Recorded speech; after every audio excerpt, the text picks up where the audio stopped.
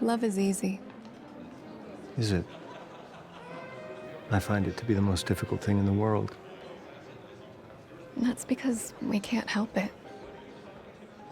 It just walks into our lives sometimes. Are you hitting on me? Definitely not. But I do think that you would be a great match for a lot of our clients. We need more straight men in New York City.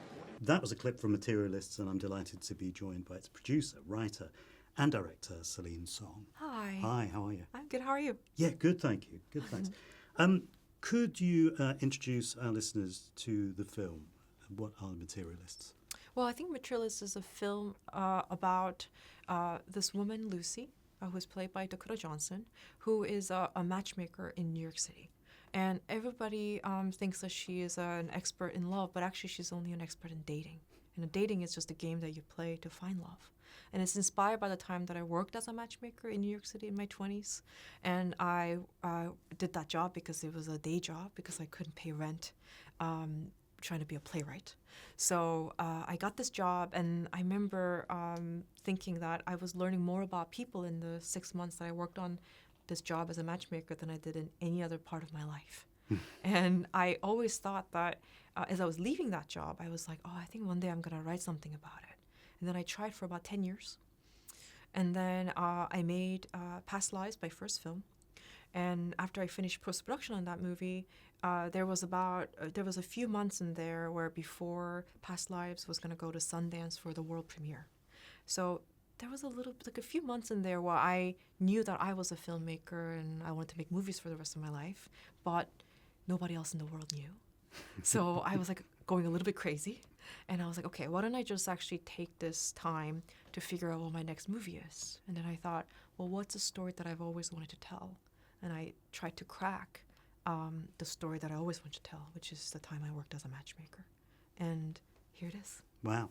That's fascinating. I mean, Yeah. what are the skills, the best skills you need Yeah. to be a good matchmaker?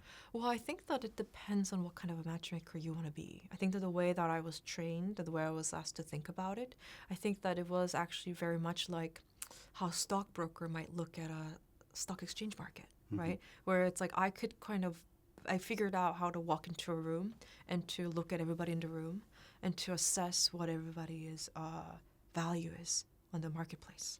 And of course, it would come down to a lot of numbers. Yeah. Right? Height, weight, income, age. And I think that I was becoming pretty good at that particular thing.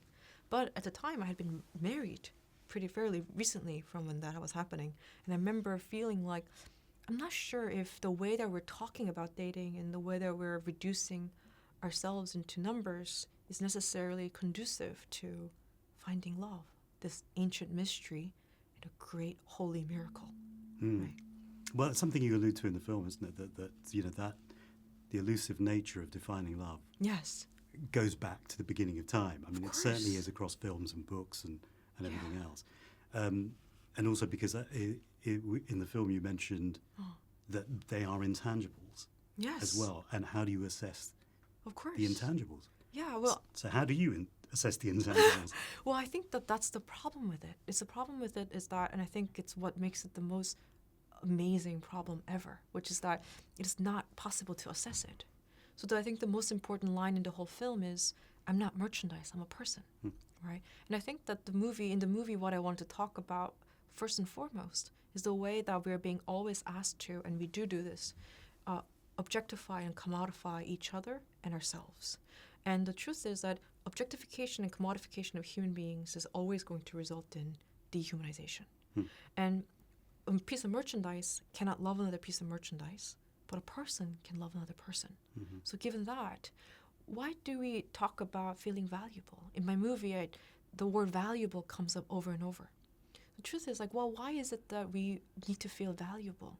Is that the only way that we think that we can earn love or get love?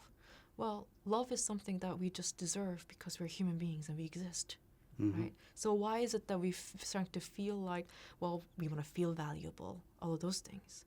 Well, it's because we started to treat ourselves as merchandise, as objects of value. And you're like, well, no, we're people. We actually do not have value in that way. And I think that all of those things have been the centerpiece of this story. And I think that's what I really wanted to talk about more than anything in the movie.